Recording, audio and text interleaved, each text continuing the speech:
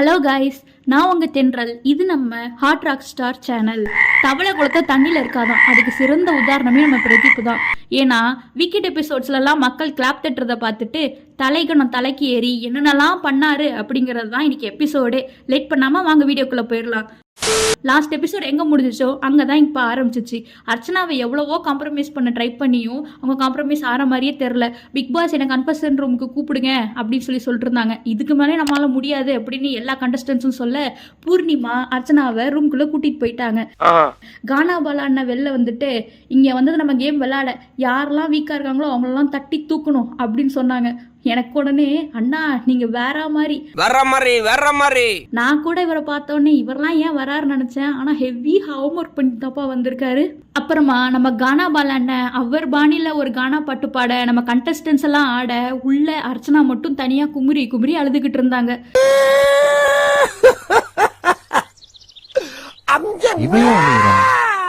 Day 30 open the TASMAC பாட்டோட open ஆச்சு.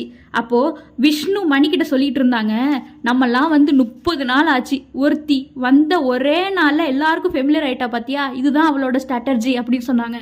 அதுக்கேற்ற மாதிரியே மாயா கிட்ட அர்ச்சனாவும் சாரி சொல்லி சமாதானம் ஆனாங்க.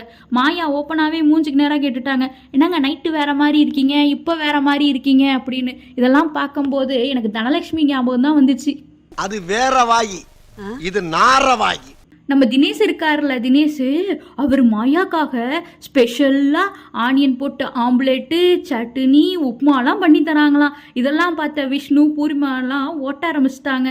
அதுக்கு உடனே மாயா அவர் எனக்கு சித்தப்பா மாதிரி அப்படிங்கிறாங்க. பிரதீப் ஐசிட்ட தினேஷை எவிக் பண்ணுறதுக்கான பிளானை பற்றி சொல்லிக்கிட்டு இருந்தாங்க. கேட்கவே கேவலமாக இருந்துச்சு.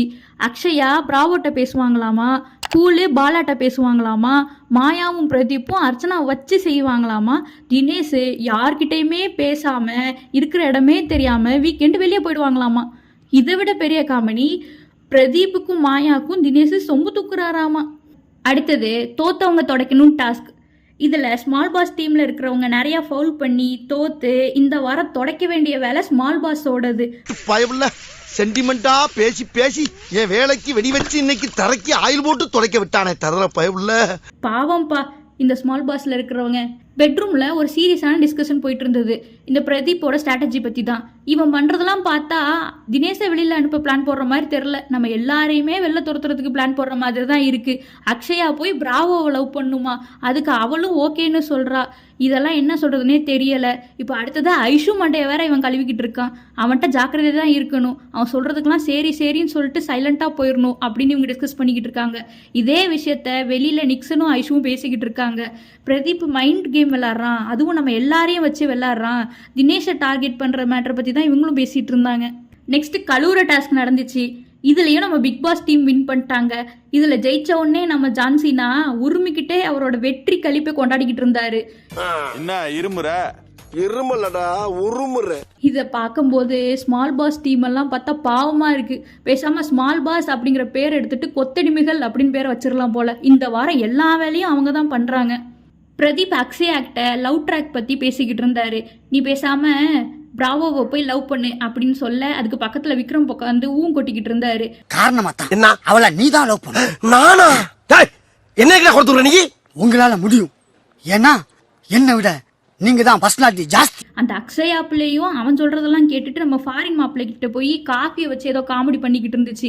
அங்க நடந்ததை அப்படியே வந்து திரும்பி பிரதீப் கிட்டயும் சொல்லிக்கிட்டு இருந்துச்சு. இதெல்லாம் பார்க்கும்போது ஏமா அக்ஷயா உன்னெல்லாம் போன வாரம் ஒண்டர் உமன் ரேஞ்சுக்கு வச்சுக்கிட்டு இருந்தோம், நீ என்னடானா இப்படி சில்லறதனமான வேலையெல்லாம் பார்த்துக்கிட்டு இருக்க. இவங்க இப்படி பேசிட்டு இருக்கும் போதே பூர்ணிமா அங்க வந்தாங்க. உடனே பிரதீப் பூர்ணிமா கிட்ட என்ன குரூப் எல்லாம் பிரிஞ்சிருச்சு போல அப்படின்னு கேட்க, அப்பெல்லாம் இல்லையே அப்படின்னு சொன்னாங்க. பார்த்தா அப்படிதான் தெரியுது அப்படின்னு பிரதீப் சொன்னாரு. உடனே பூர்ணிமா அவங்களெல்லாம் பார்த்தா பாவமா இருக்கு, நம்ம அடிச்சா திரும்பி கூட அவங்க யாரும் அடிக்க மாட்டேங்கிறாங்க அப்படின்னு சொல்லிட்டு அவங்க வந்துட்டு போயிட்டாங்க. அடுத்து அடிச்சா போச்சுன்னு ஒரு டாஸ்க் வச்சாங்க. செய்கையே இந்த டாஸ்க்கு தான். எல்லா கண்டஸ்டன்ஸ் தலையிலையும் ஒரு ஹெட்பேண்டோட ஒரு மணி இருக்கும். பஸர் அடித்த உடனேவே எல்லாம் ஃப்ரீஸ் ஆகிடும். ஃப்ரீஸ்னா அவங்க வந்து நடக்கலாம் செய்யலாம், அந்த மணி மட்டும் ஆடக்கூடாது. இன்கேஸ் அந்த மணி சவுண்டு கேட்டுச்சு அப்படின்னா அவங்க வந்து எலிமினேட் ஆகிடுவாங்க.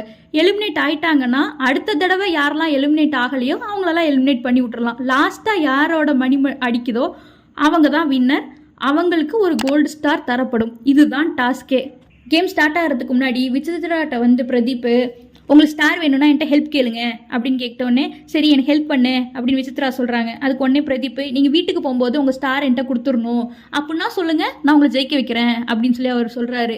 இதில் எனக்கு என்ன டவுட்னா இவருக்கு முன்னாடியே விசித்ரா போயிடுவாங்க அப்படின்னு முடிவு பண்ண இவர் யார்? விசித்ராவுக்கு இருக்கிற கேம் பிளானுக்கு அவங்க ஃபைனல் வரைக்கும் கூட வரலாம். இதெல்லாம் இவருக்கே ஓவரா தெரியலையா?